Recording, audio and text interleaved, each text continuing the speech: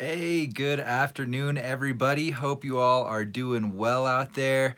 Hope you guys had a great weekend and got outside for Earth Day yesterday. It's been pretty nice out here in Colorado. Been a busy weekend for me. But yeah, also kind of a sad time. All the resorts are closing. Breck on Friday was my last day, so no more big parks, unfortunately. All we've got is Arapahoe Basin and Loveland in Colorado right now. So Whistler's still going strong though. Looks like Kevin and David Jones and Matt Miniaki and all those guys are doing good. You even saw Chris starting to put up some videos. So those of you guys who've been wondering how Chris is doing, how his recovery is going, he's starting to put some videos up on YouTube. So it's been cool to kind of see what he's been up to as well and see his face back on YouTube. But yeah, as far as what I've been up to this past week, really tried to just capitalize on Breck closing. Closing week was out there almost every single day.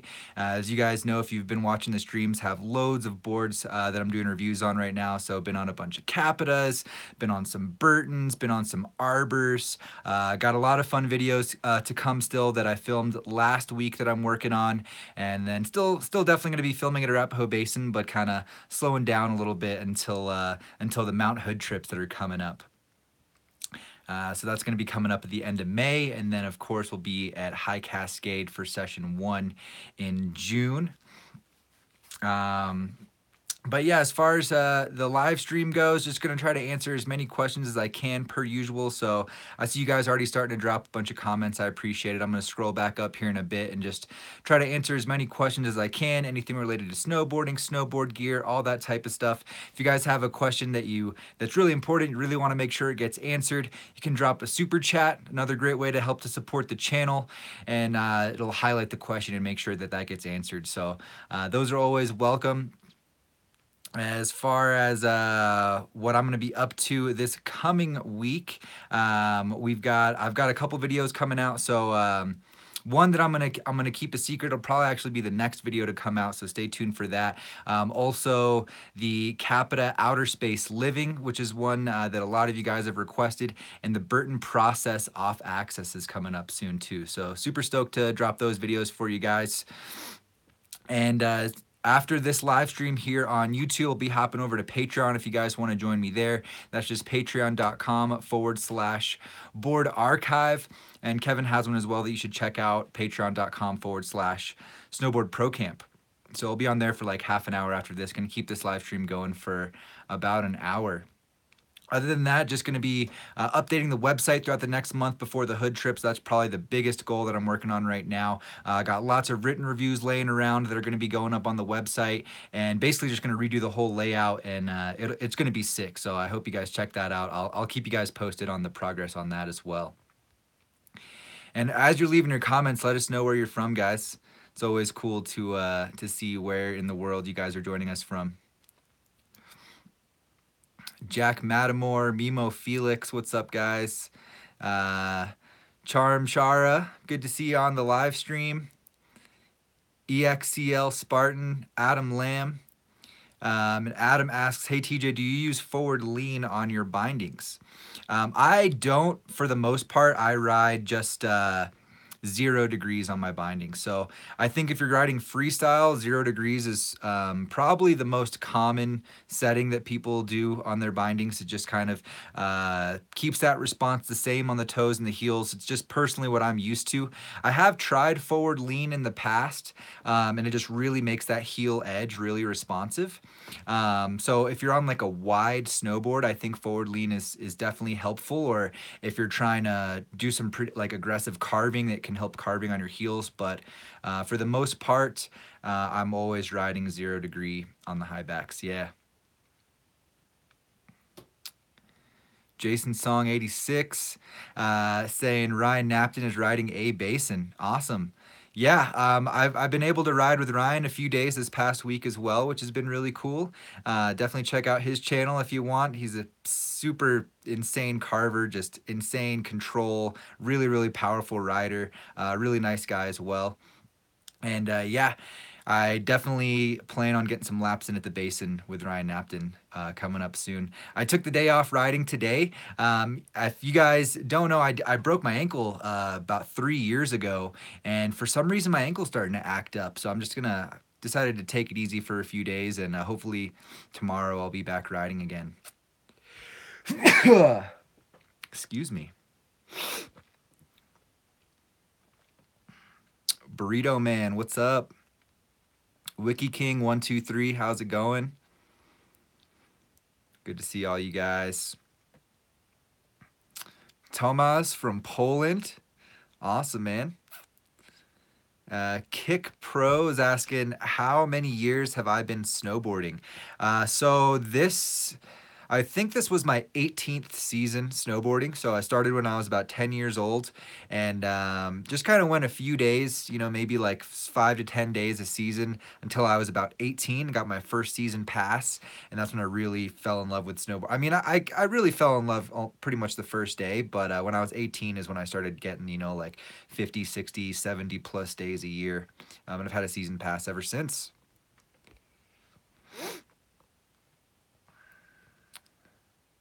Surfer from Switzerland, what's up, dude?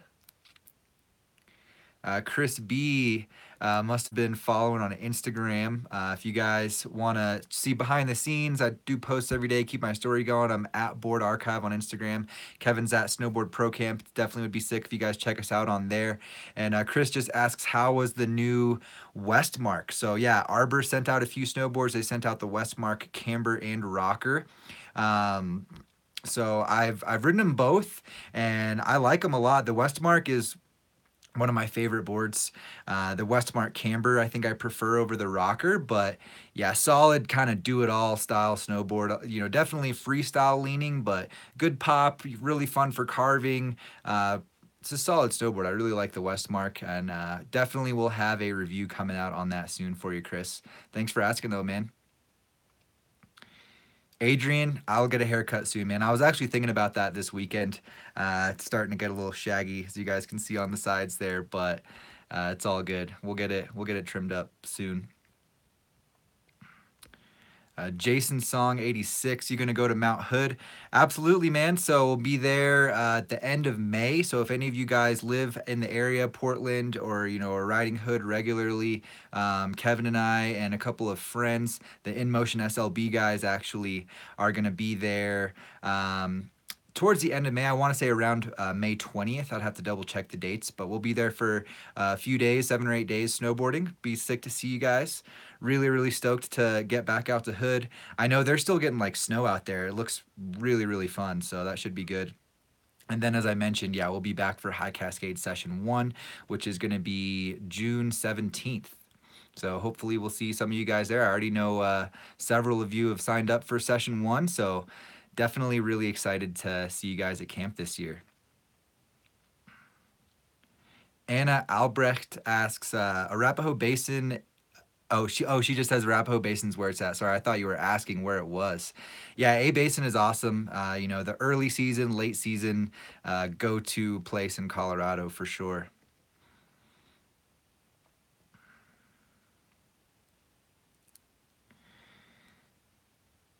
All right, NJO.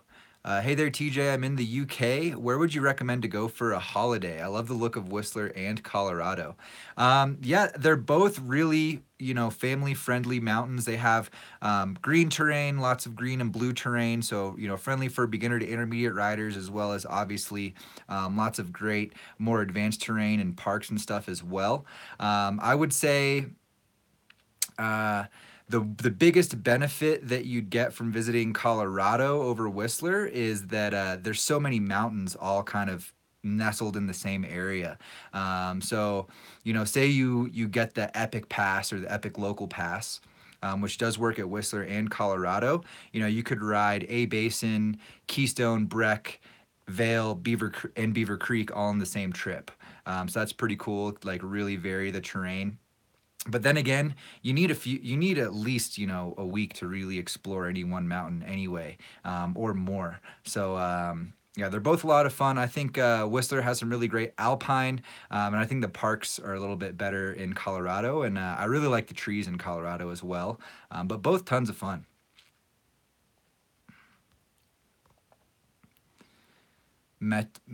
Matthias asking, what do you think about the ride Helix?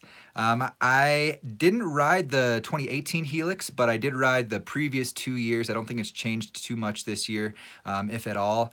And yeah, it's a really fun snowboard. It's pretty aggressive, full camber with an asymmetrical side cut with a pretty stiff flex. So technically, they built it as a freestyle snowboard, so it's going to be do really well in the park. Rides the same both directions. Got loads of pop, loads of stability as well. So I kind of view it as more of like a jump leaning freestyle snowboard. But since it is so aggressive, it's actually a lot of fun outside the park as well. So for carving or pretty much anywhere you want to take it, it's a pretty solid all mountain choice. Tony Sanchez from Brooklyn, what's up, man? Good to see you, Tony. Thanks for hopping on the live stream here today. DJ Gems, do you like stiffer or softer boards in spring slush? Generally speaking, I don't like to ride boards that are too soft in the slush just because, the snow starts to get really heavy, starts to get variable. It starts to really kind of push the board around and put the board through its paces. So if you have more of a medium flex to stiffer flexing board, it's going to handle that a little bit better. Just chopping through that heavy snow and getting around and pushing that heavy snow around. So I'd say definitely more like medium flexing boards probably for spring. And I do have the Spring Break Slush Slasher right now. So I'll be probably taking that guy out to Arapahoe Basin here pretty soon once we get a nice slushy day, and we'll rip that guy around, do a video on that one.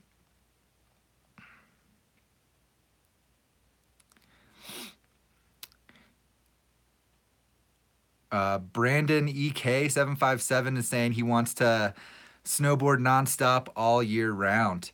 Yeah, man, that's the goal this year. I'm planning on having my first time ever for full 12 months snowboarding every single month. So like August and September are the two hardest months to snowboard in. So I'm already preparing for that. But yeah, man, if you're trying to live that lifestyle, the best thing I could say is move to the mountains.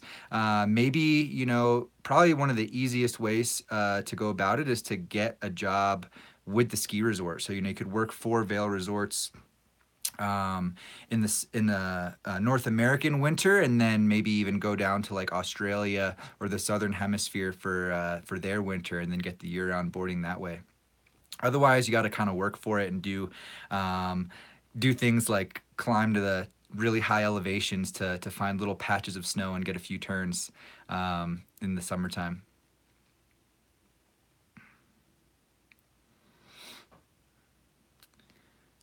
Thomas asks if I've ever tried an Olympic type of board, long and slim with bindings angled in the same direction. So it sounds like he's talking about like an alpine snowboard. I've never tried an alpine board. I'm definitely open to it. I think it would be really fun to ride one day. Yeah, if you guys don't know, there are snowboarders out there that wear hard boots that are like ski boots. They have a double forward stance and like a narrow snowboard, so you're kind of going side to side, not really forward to back using your toe and heel, but your feet are angled so far forward that you're almost using the sides of your feet to turn. And yeah, if you're, they're just really fast and just insane edge hold since they're so long. Never done it though, but I would like to. I think the closest I'm going to get to that this year is going to be riding Ryan Napton's snowboard. CJ Explored, what's up, man? Joining us from Texas. Good to see you, man. Regular here on the live stream. Stoked you made it on today, CJ.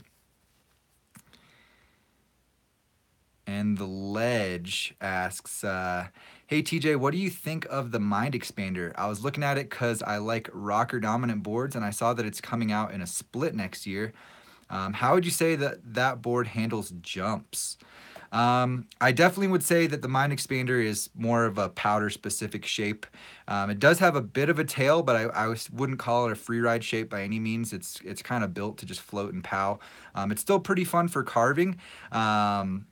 But it's not going to be fun on like terrain park jumps, if I'm just being honest, man. Like if you're hitting natural features, drops and like landing in powder, then it could be a lot of fun. It's not going to do well really landing switch, but it's one of my favorite powder boards for sure. So if you're looking for something that's going to offer a lot of float, It does have that Christensen surf rocker. It's a really fun snowboard for sure. I would recommend it, but just yeah, it's more of a powder specific shape. Christopher Gallegos coming at us live from Boulder. Awesome. First time on the live stream. Good to see you, Christopher. Appreciate you hopping on, man. Yeah, just it's really really windy outside today, so that's why I'm indoors today, just kind of at my desk where I do most of my editing. So I know the background's kind of plain, but at least there's no wind noise, you know.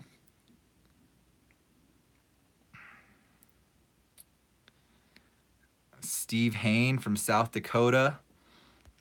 I think I saw a super chat come through here. Let me check this out.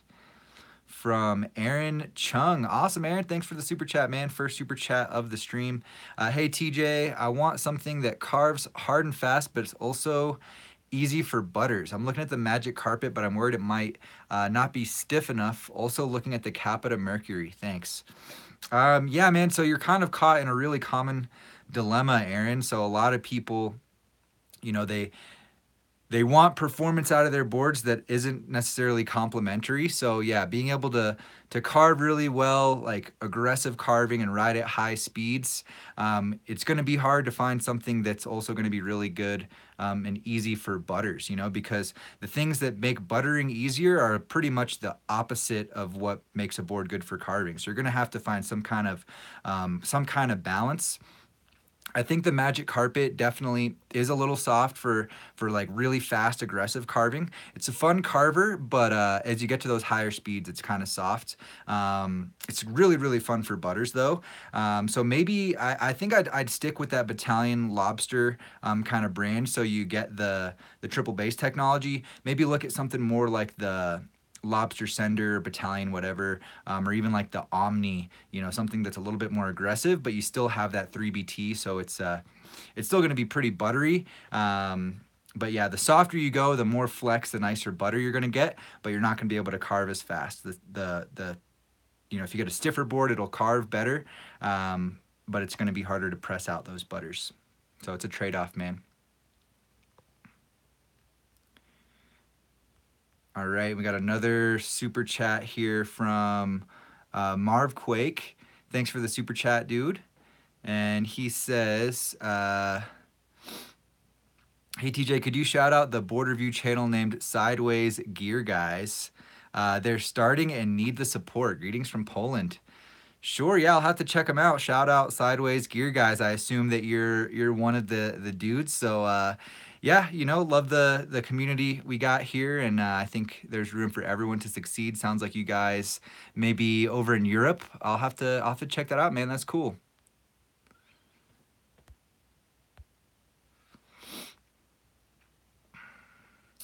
All right. Locree says, hey TJ, since Silverthorne is right down I-70, have you ever ridden Loveland? I have. I actually rode Loveland a couple of days this year, a handful of days last year. I haven't ridden Loveland too much, but I think it's a really fun resort for sure. Kind of reminds me a lot of Arapahoe Basin. It's just kind of got that more kind of low key, like mom and pop vibe to it. A lot of the chairs at Loveland don't even have safety bars, which I think is kind of interesting. And yeah, it's a fun resort, lots of natural terrain, good trees. And then I think one of the coolest things Loveland offers is the Ridge Cat. So if you guys don't know, if you're in Colorado, if you go hit up Loveland, it's kind of too late now unless we get some more late season snow, which wouldn't surprise me too much with the way things have been going. But anyways, you just have to like take a quick little quiz and sign a waiver, and they give you a pass to ride a cat for free that takes you up along the ridge, along the Continental Divide, and you can access some really cool powder up there. So Loveland is definitely a pretty cool spot. But I tend to hang out at like Breck and Keystone more just because of the parks, and you know they still have really good alpine and trees as well.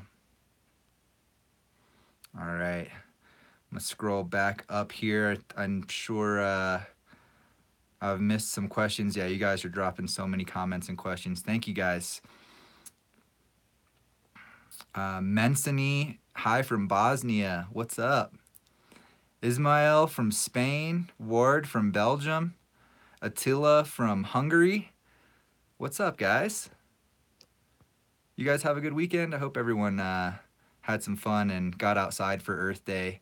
I wasn't able to go snowboarding this weekend, but I definitely went on a little walk yesterday and spent some time outside this morning. It's a really nice day here in Colorado today. It's like crazy warm today, honestly. So yeah, it's probably feeling like spring up on the hill. All right, Daniel. Hey TJ, I'm getting the Union Force bindings, but with my size, I can get either medium or large. What would you recommend? I'm swaying to large to make sure the straps fit well. So I imagine you have like a size 10 or 10 and a half boot. If you have a size 11 or bigger, I would definitely say get a large. Otherwise, I would go medium, man. Honestly, a 10 and a half 32 boot I know fits fine in a large Union. I mean in a medium Union. And basically the idea behind that is that you want to minimize the footprint on the snowboard. So the smaller the binding that you have in, the more kind of pinpointed that energy transfer is going to be, which is just gonna make the board ride a little bit better. So if you can fit in a medium, I would go medium for sure.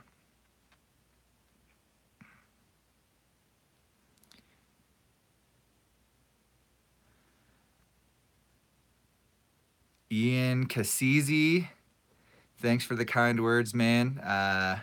Stoked for us to head down to New Zealand. Yeah, me too, man. We don't have that on the books yet, but it's something that we're talking pretty seriously about. So I feel pretty confident it's going to happen. Definitely will keep you guys posted once that is for sure. But yeah, Australia, New Zealand, man, I'm hyped. I've never been down there. I've never even been to the Southern Hemisphere, so that would be pretty crazy.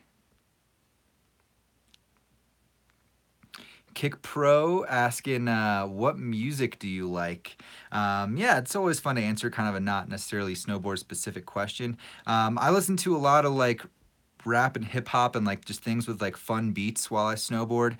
It just kind of, I think, gives you more energy and like more flow when you ride. Is pretty fun. Sometimes I listen to like rock or like even metal sometimes or electronic music. But usually just looking for something that like has a good vibe, like gives me energy to listen to and has a nice beat to kind of flow with while you're cruising around.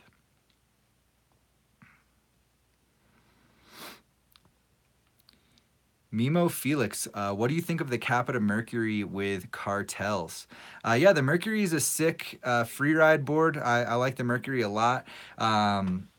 It's a pretty good compromise for, a fun carving board that's going to have some decent powder performance. That's also still kind of freestyle friendly if you do, dip in the park every once in a while, but you're not really, you don't want a park focused board. The Mercury is a pretty good option.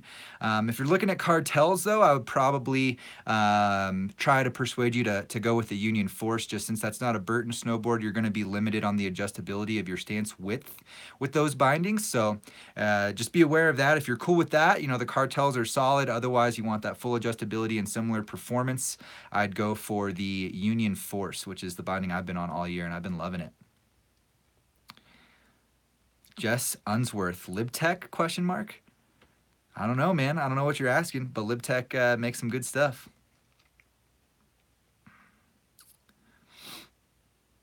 SF Moto Hype. Just wanted to say thanks for all the snowboarding info you've been sharing. Got hooked into the channel ever since I saw the DOA versus Huck Knife video. Thanks. Dude, thank you, man. I'm glad you enjoyed that video. That was filmed out at Arapahoe Basin last year.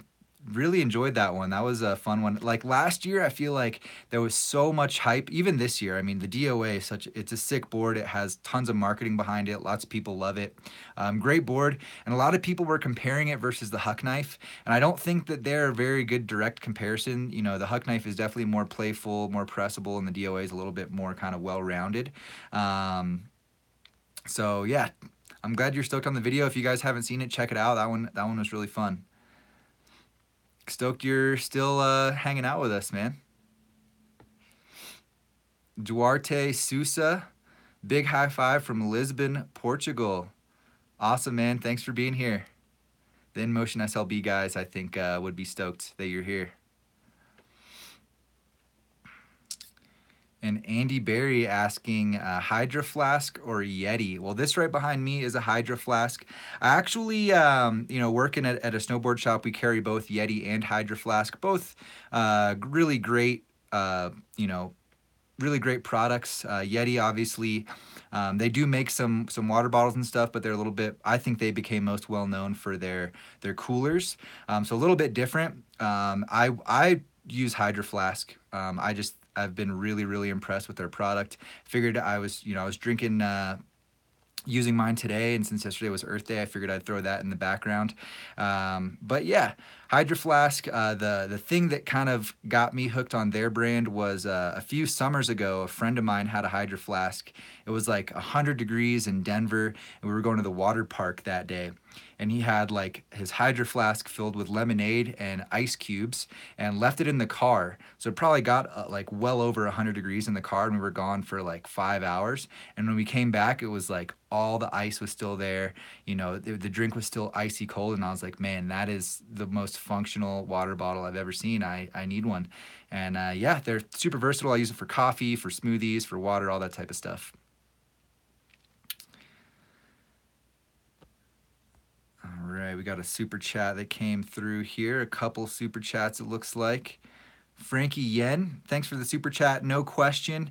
I'll try to keep an eye out on the comments and see, if you meant to ask something, man. But appreciate the super chat, Frankie. Justin Vasey on the stream with us today. What's up, Justin? Hope you're doing well, dude. And just hashtag Chipotle Fund. Switching it up. First it was Taco Fund, then it was Burrito Fund. Now we're just going straight Chipotle Fund. But I'm down with that. I live very nearby to the Chipotle in Silverthorne, and I eat there quite often. So I appreciate it, my dude. I will go there for lunch today. Thanks for the super chat. All right, I think I saw some pretty good questions come through here. I'll see if I can find them. You guys might be asking questions too fast. I think they're gone. Oh well, we'll just scroll back up and see what we can find.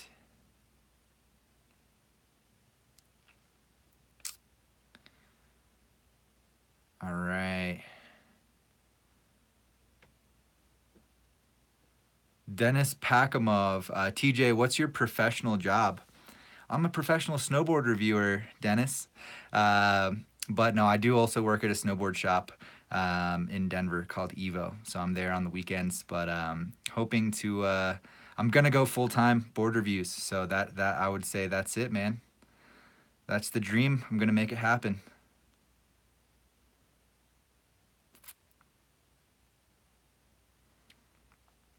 The Ledge saying he rides Loveland. No park jumps. Yeah, man, that's the thing. Now that Brecca's closed, there's no more jumps around. So it's kind of sad. I always love getting some airtime, but hopefully the Basin will. Usually they step their park game up a little bit once Breckenridge closes because they're the last big park. So hopefully A Basin will be looking pretty good this year. E Llama, I ride regular footed, so left foot forward. Andy Nomad Boarding from Washington State. Stoked on the reviews. Thanks, Andy. Appreciate it, man.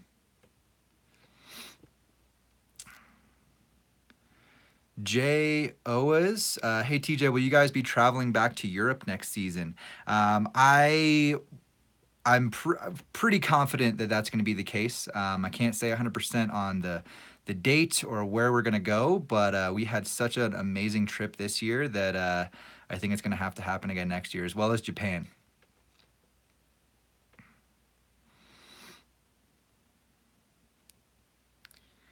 Awesome, guys. Thank you for all the questions and comments here today. I appreciate it. Thank you guys for all hanging out with me for a little while here. Miranda from Washington, good to see you. So Def Knox asks, hey TJ, where are you planning to snowboard in August and September? So this year, I think the plan that's the time we're planning on going down to Australia and New Zealand. So hopefully we're actually going to be riding chairs and snowboarding, mountains in August and September. Otherwise, if we don't go there until September or what have you, I need to figure something out for August. I got a split board and I'm just going to be going up, I don't know, like St. Mary's Glacier, Berthoud Pass, or if those places aren't looking good on snow, I'll find somewhere high elevation in Colorado to go hike up to. But ideally, we're going to be in the southern hemisphere. And Mimo asks if I'm planning on getting a new setup for next year. Yes, I am. I think I'm actually going to get just a new Evil Twin and use that as my daily driver. And I'm probably going to get a new powder specific board as well.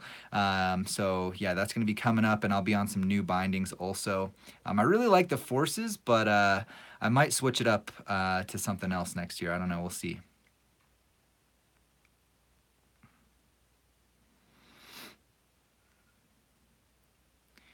BGuth05, do you use plastic or metal water containers? I'd say I have two Hydro Flasks now, like one other one like this one. They're both metal, which is what I've been using, but I have some plastic ones as well, like some REI brand ones. I don't know if you guys all know what REI is. They're pretty popular here in the States. As long as it's a BPA-free plastic, then you're good. But I do think that the insulation that Hydro Flask provides is pretty incredible.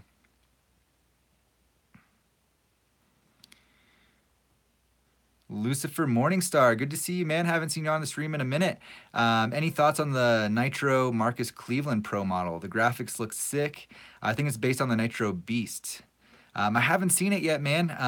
I haven't been able to get my hands on really any Nitro snowboard. So the Marcus Cleveland Pro is definitely one I would like to get my hands on. That kid has just been absolutely crushing it this year. Contest-wise, video part-wise, just on Instagram, just killing it all around. Funny story, I actually met him at Chipotle in Silverthorne when he was in town for the X Games completely randomly. He just parked next to me and I saw him, so that was kind of cool.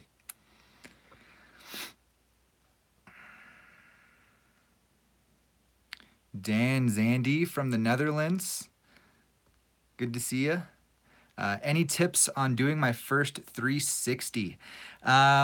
Yeah, man. So I would say if you're going for your first 360, you're already comfortable with 180s. You've been hitting some jumps or side hits, and hopefully if you're trying to three, you've kind of spent some time at least on the small kind of progression jump line at your mountain or smaller jumps.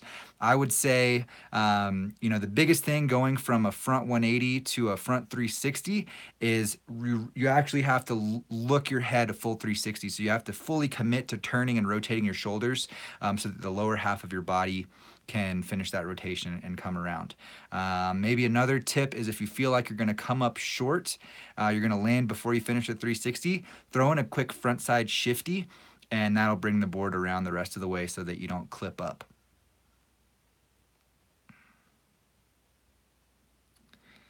Mario Castillo, have you ever been to Austria, and what do you think about their mountains?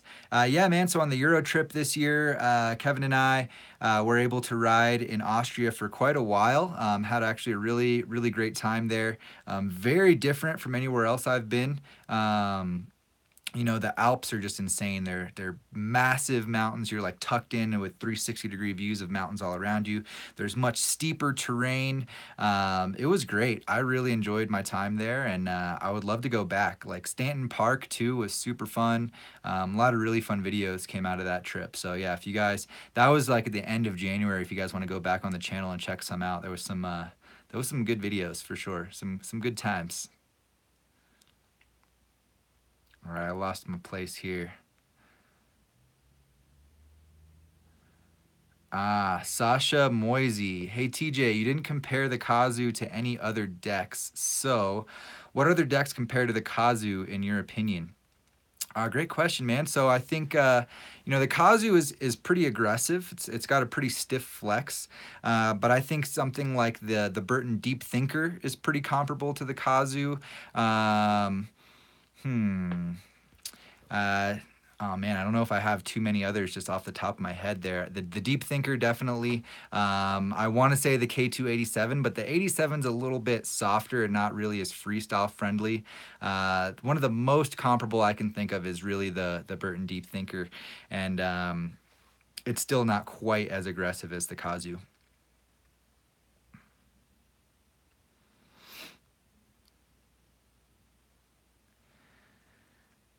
NJO asks, how do you stop your feet from hurting when boarding? I have to loosen my bindings a lot throughout the day. Well, it sounds like maybe you are over tightening your bindings if you feel like you have to loosen them. So that was something that even I did up until recently, or really started paying attention to, the last couple of years. Once your binding is touching your boot, you don't really have to go any tighter than that. You don't have to go so tight where you're feeling that binding strap pressure down onto your ankle or your boot, which is something that I feel like a lot of people just naturally want to do to make sure they feel super snug. But really, once that binding is snugged down to the boot, even if it's not really squeezing your foot through the boot, it's still going to be a secure fit. So that could help you out. Also, it sounds like, the most common cause of foot pain is just not having a proper fitting boot. So the first thing I would look into, if you like your boots and you feel like they fit pretty well, is supporting the bottom of your foot. So getting like a drop-in footbed is probably the simplest, easiest thing you can do to dramatically improve the way your feet feel while you ride. I just use some Cetus drop-in footbeds, and I love them. They work really well. It makes a noticeable difference for sure. Surfer, mittens or gloves? Mittens, definitely. Christine McCurley, good to see you, Christine. Glad you made it on the live stream here today. Oh man, so many questions, guys.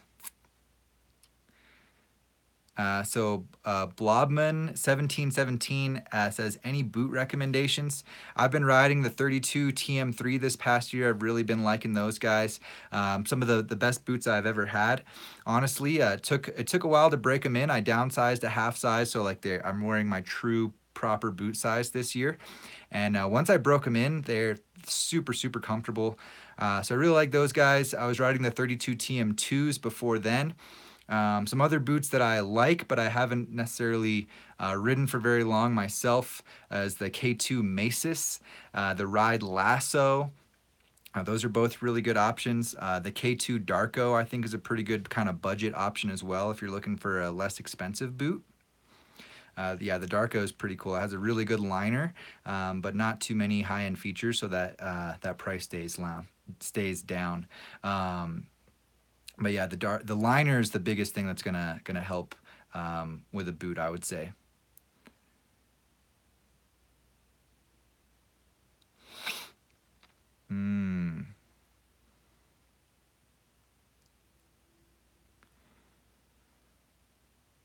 All right, let's see here. Frankie Yen saying, I'm a beginner currently riding the Burton Blunt and is thinking about upgrading to the Burton Custom. I'm trying to learn some butters and carving. Do you think it will help? I mean, the custom's going to be a little bit stiffer, so it might be a little bit even actually more difficult to get into those presses and things. But I think for carving, it definitely will help.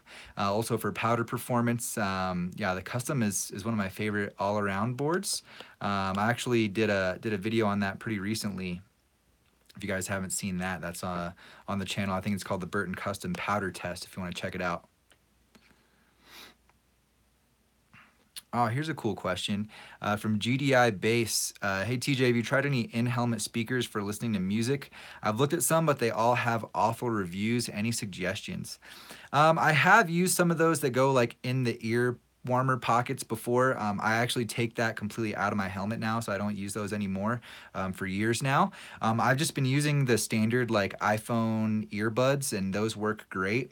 I think, as a low cost solution, you don't really have to worry about like if they fall out and they break or anything. You're not sweating it too much. But I actually, I upgraded my phone recently and decided to get the Apple AirPods, and that's probably my all-time favorite headphones for snowboarding that I've tried so far. So I think the sound is better than the regular earbuds, and also like you just have to like tap the side of your ear to either like pause and start the music or go to the next song, all that type of stuff. So you don't have to worry about like finding that little clicker button, which is pretty cool. So I know they're kind of expensive, but they have so many applications. And, you know, I spend a lot of time snowboarding. So having that convenience is totally worth it. So the Apple AirPods, I think, are where it's at.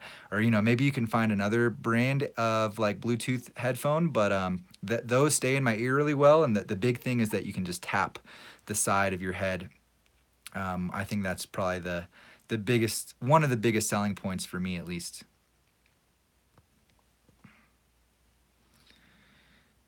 All right, guys, let me make sure we didn't get any more super chats coming through here. Oh, we got a couple. CJ Explored. Trying to sell his K287 150. That's a pretty good deal, honestly, man. Yeah, hopefully someone will take you up on that. I'd for sure throw it up on your local Craigslist, and honestly, eBay is a great place to sell gear. Even though I know they take a chunk of your proceeds, but they get the board out to such a wide audience. It's worth it sometimes.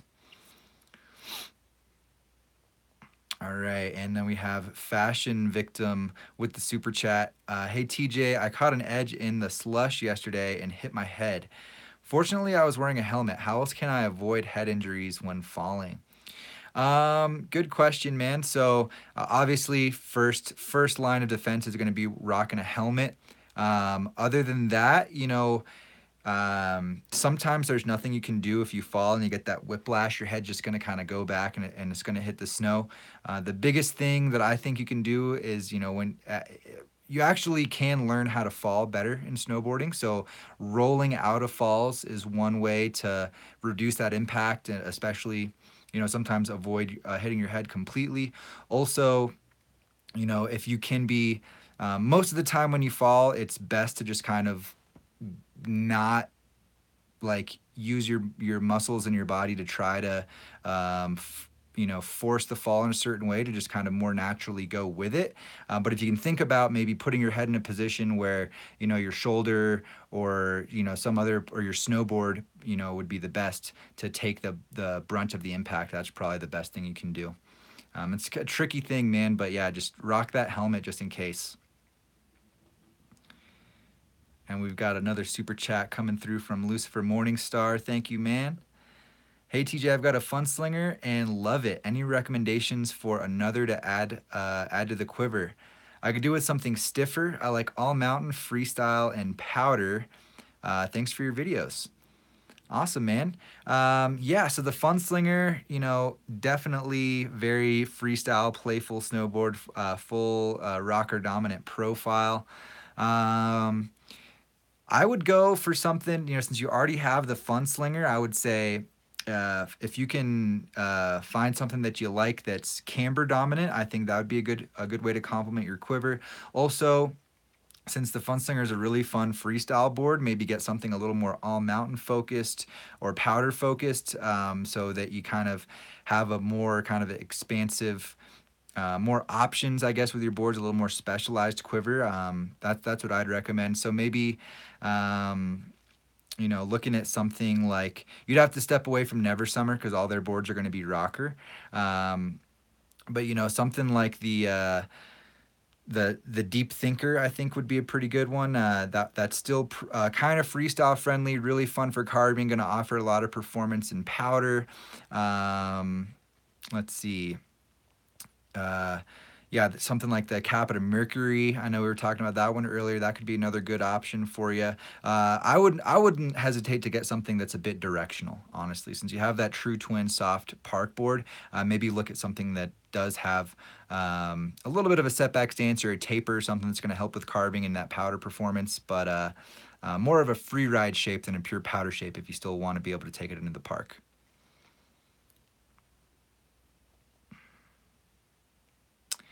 Shirzad Khan City. Sup, TJ? You see any surprises in David's riding? Thanks. David Jones. I saw in the videos in Whistler, he's been killing it. I think it was like a back tail indie to fakie that he did on the box. I thought that was really sick. I need to start throwing more grabs into my jibs and stuff. I kind of fell off that this year. I used to really like to do grabs like on gaps into rail hits.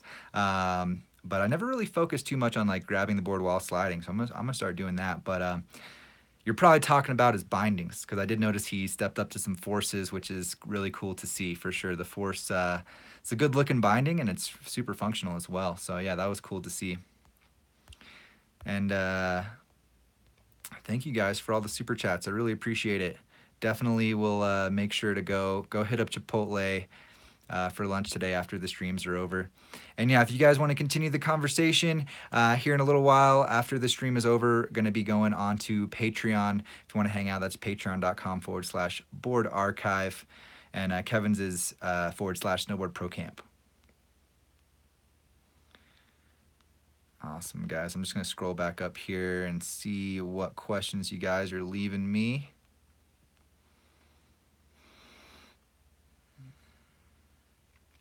Aero Sound Music, explain what a split board is.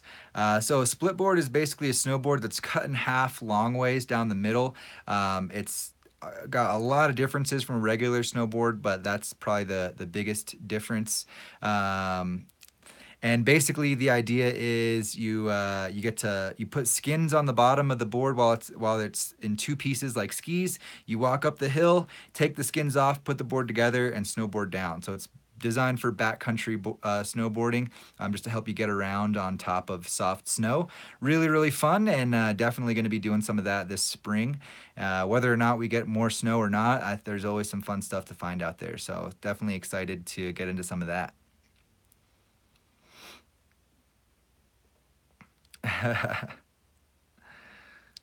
Thanks for all the questions here, guys. All right. Justin Vasey pulled the trigger on the Storm Chaser. Awesome. Was talking to Chris about his. Awesome, man. Yeah, Chris has that Storm Chaser. That thing looks super, super fun. I haven't got to try it actually, but I'm confident that it's a really fun snowboard. And you went with the Atlases too. Awesome, man. Yeah, now you're not stuck to Burton anymore. You've officially branched out, and now you know that there's other products that are equally as good.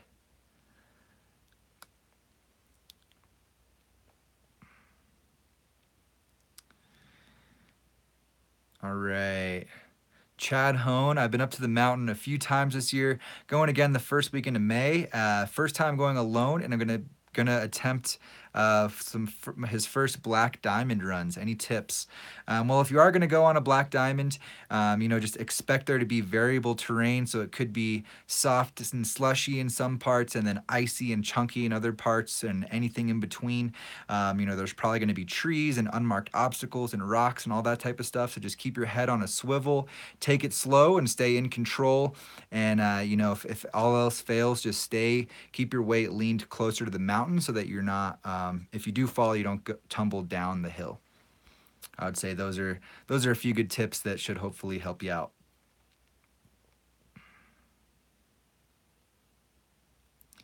Stoked on all you guys leaving comments saying that you're loving the videos and they've been helping you out, or even just enjoying just watching them, seeing the scenery and stuff. It means a lot, guys. Seriously, super motivating to know that we're able to have an impact with these videos.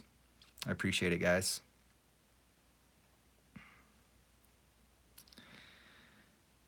All right, here's a pretty good question from Lucas Barbieri. Hey TJ, nice reviews. How much difference would it make between a camber and flying V for all mountain style? I'm looking to buy my first board, looking at the Burton process. So yeah, the flying V is going to be Burton's rocker dominant profile, and it's going to make a huge difference, man.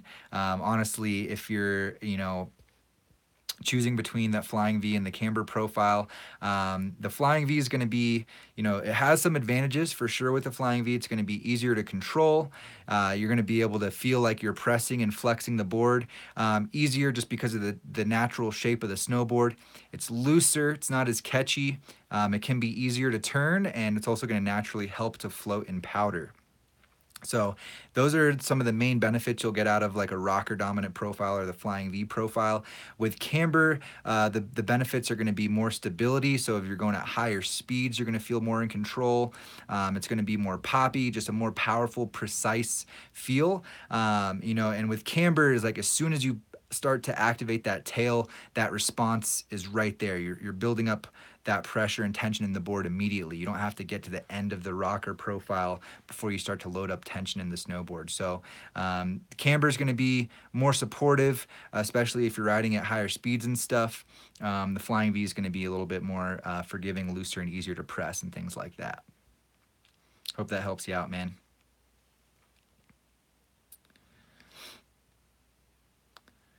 Let's see here. Jo is, do you always carry avalanche gear when you go for a powder run? Only if I'm out of bounds. If I'm inbounds in avalanche mitigated terrain and I know it's, ski patrol is there, they've been through it that same day, they've bombed it, it's safe, I trust them, and I do not. So most inbounds runs are quite safe and you don't need to carry that type of gear. If I'm going out of bounds, then yes, I always have my avalanche gear. Party Quackus. When did you start snowboarding? In 2000, the year 2000. It's been a while, man.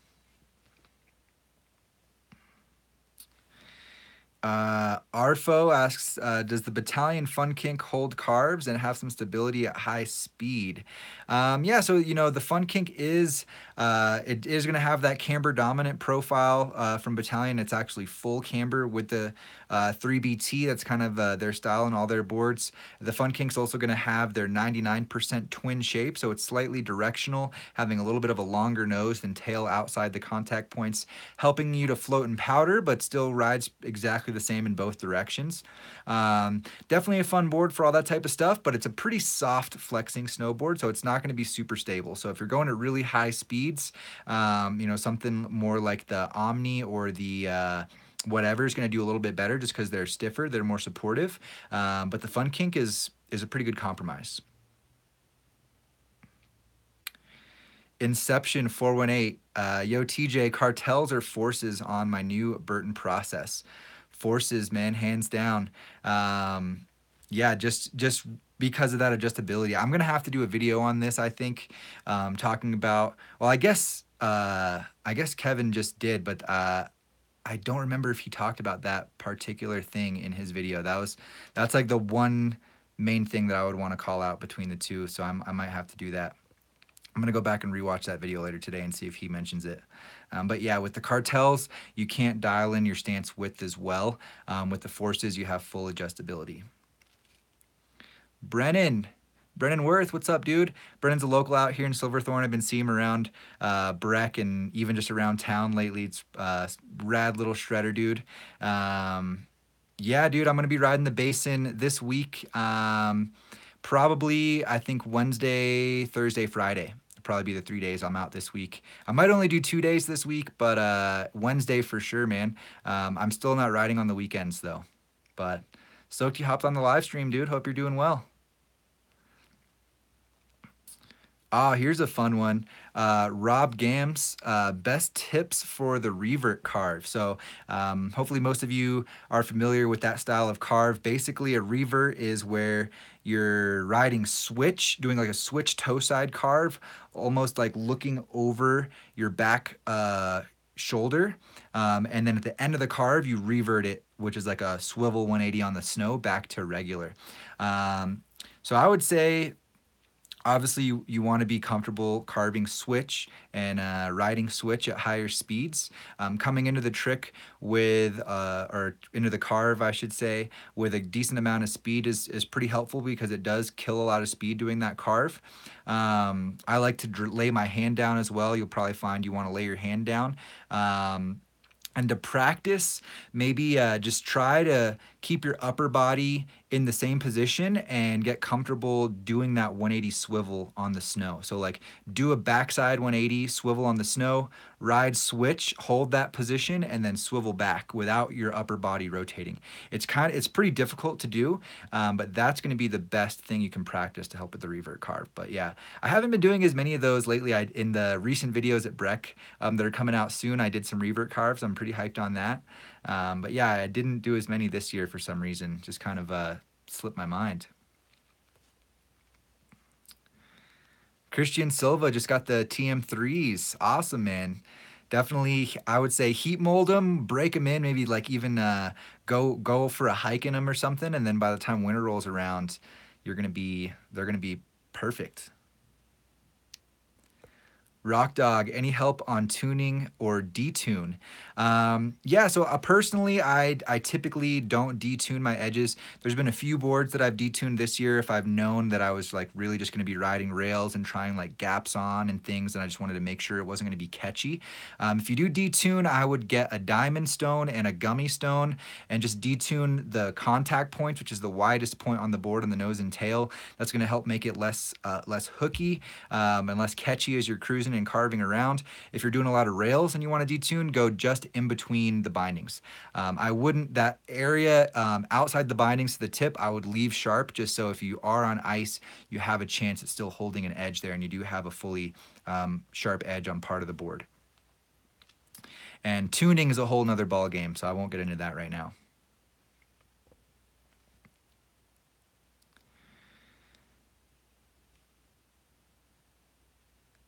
All right. Gauge rolls. I've seen this question come through a few times. I don't know an answer, man. He's asking, what's the best places to go heliboarding? I'm not sure. I've never gone heliboarding. I would imagine Alaska is probably one of the best places if you hit it at the right time. Whistler, Baldface.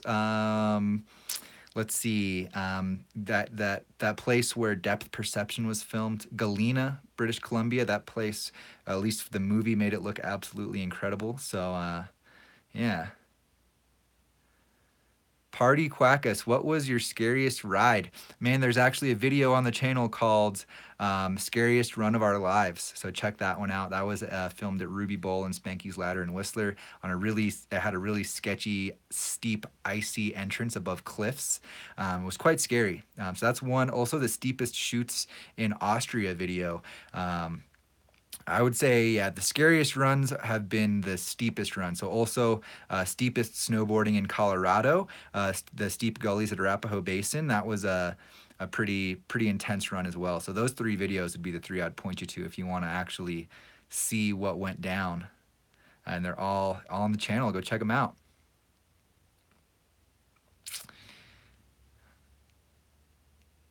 All right. Laureen Stays, what's your favorite place for snowboarding?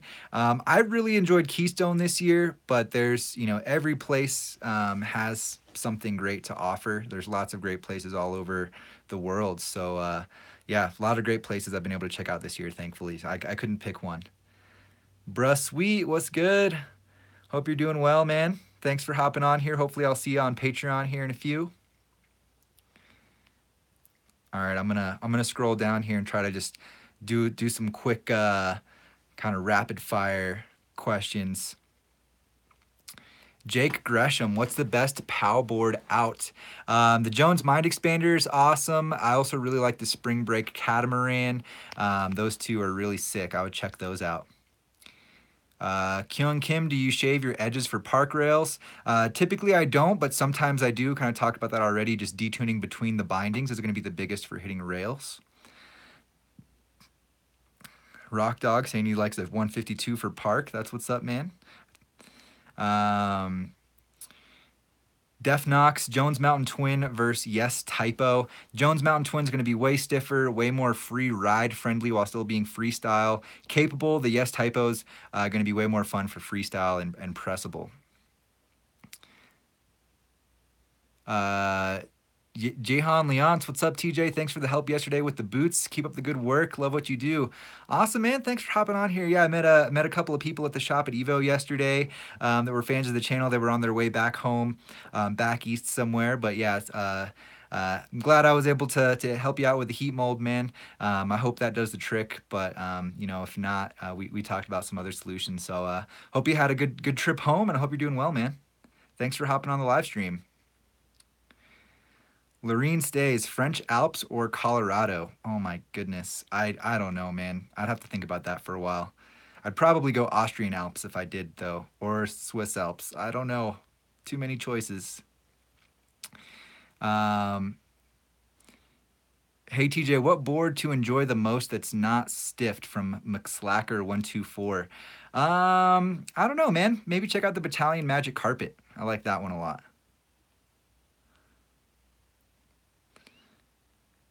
All right, guys, I'm just gonna double check the super chats here real quick.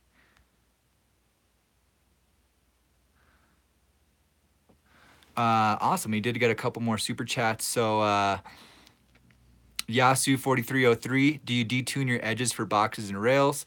Does magnet traction have any impact on rails? So yeah, I wish I would have read this one earlier, but yeah, as you guys know by now, I don't detune typically. You know, if I did have a board that I was only going to ride on rails, I would detune between the bindings. And I don't think magnet traction has a very big impact on rails. I rode the GNU Headspace all last year, hit loads of all kinds of rails on it, and it did just fine. And it has magnet traction, and I did not detune that snowboard either. So there's that. Hope that helps. Thank you for the super chat. And then CJ Explored. Thoughts on the Casey Neistat /368 and Patreon collaboration? You know, I've been watching some of the new stuff coming out on 368. It seems like a really cool idea. What Casey's up to, you know, super inspiring guy, obviously in the YouTube space, just crushing it. Lots of notes to pick up from Casey. I wasn't aware of the Patreon collaboration though, so I'm gonna have to look into that. That sounds like something that I should know, because if Casey's doing it, he's probably killing it, and I'm sure there's something to pick up from that. So I'll have to check that out, man. Thanks, CJ. Awesome, guys. So I think I'm gonna wrap it up here. We just passed over that 1 hour mark. Here in about 15 minutes, I'll hop on Patreon. If you guys want to hang out there, patreon.com/board archive. Kevin's is patreon.com/SnowboardProCamp. So check both of those out. I'll be on the board archive one though today. Also Instagram @board archive. Kevin's @SnowboardProCamp. Look out for the live stream on Friday that Kevin's gonna do. We got lots of videos coming out this week, so that's coming your way as well. And thank you guys so much for being here. I appreciate all you guys. Thanks for all the super chats. Thanks for all the great questions. Hope you guys have an awesome week. And oh yeah, there's a link in the description for merch with worldwide shipping if you want to check that out too. So thanks again, guys, and I will see you next Monday, or hopefully on Patreon. All right, later, guys.